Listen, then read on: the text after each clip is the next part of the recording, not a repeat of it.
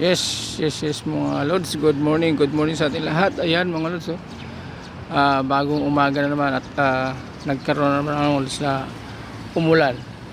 Okay lang, pansamantalang ulan mga lods, pero ang kagandahan ay tuwang-tuwa na naman yung ating mga baka mga lods, dahil kumbaga sa ano ay sariwa na naman ang mga damo mga lods. Ayan, nagkukulay verde na naman siya. Matagal silang kumbaga natuyo na yung mga damo mga lods, ngayon dahil sa dumaan ng ulan, nagkukulay verde na naman. Kaya yung mga baka mga lods na nakahimpil dyan, tuwang-tuwa sila. Ayan saglit na mga lods, yun ang ano ng damo mga lods, madiligan lang sila, automatic ay nagkakaroon na nabubuhay. Madali lang sila mabuhay mga lods, hindi katulad ng halaman. Ang halaman inaalagaan pa bago mabuhay. So ano pa yun, hindi pa sure yun kung talaga mabubuhay mga lods. Itong mga damo mga lods, napaka simple lang. Ayun, katulad yan ng mga makalipas na araw tuyong-tuyo sila. Pero ngayon nung nakaraang kahapon tsaka ng isang araw ay umulan, kaya nakita nyo medyo verde-verde naman sila mga lods, mga damo-damo na yan. So tuwang-tuwa naman yung ating mga baka. Yan. Pero yan mga lods, nakahimpil lang yan mga lods. Piniplik lang natin mga lods, pinapakita lang natin yung nangyayari sa kumbaga sa ating kapaligiran, Ayan, ganun lang kadali ang mga damo natin mga lods. Kumbaga hindi mahirap buhayin ang damo. Ika nga pagka masamang damo mga lods, matagal ang buhay. Pero pagka tayo nag-alaga ng mga halaman o kaya yung mga gulay-gulay natin, pahirapan bago talagang makakaani tayo, kasi kailangan alagaan din natin at paghihirapan natin. Ayan, hindi katulad ng damo, ayan, maulan na lang sila, buhay na naman sila mga lods. Ayan yung ating mga baka.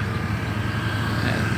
Pero hindi natin baka yung mga lods, pinakita ko lang po sa inyo yung ating kapaligiran. So ayan mga lods,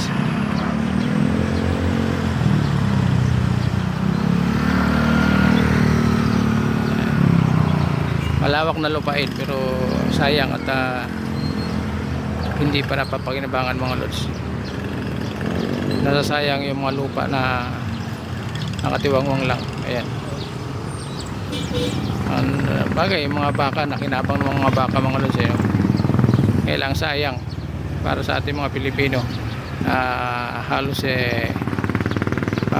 nagkikahos tayo mga lods dahil sa ating pang araw-araw na kabuhayan. Kaya lang parang ito na yata nagiging realidad natin mga lods sa ating mga Pilipino. Mga lupa nakatiwangwang, hindi napapakinabangan. Ayan, at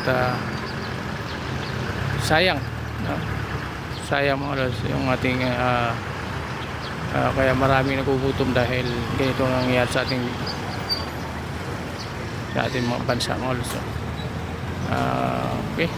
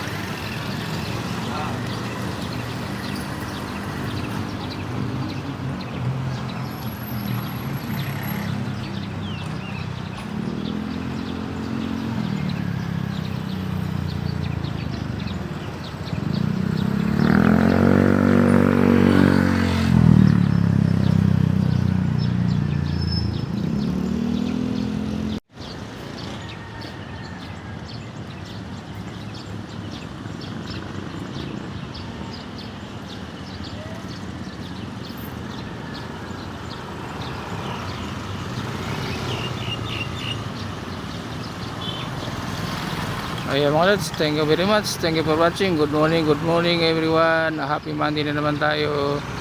Panibagong pag-ibaka na naman mga lods. Okay? Ingat-ingat po tayo mga lods. Bye bye. Pasamantala.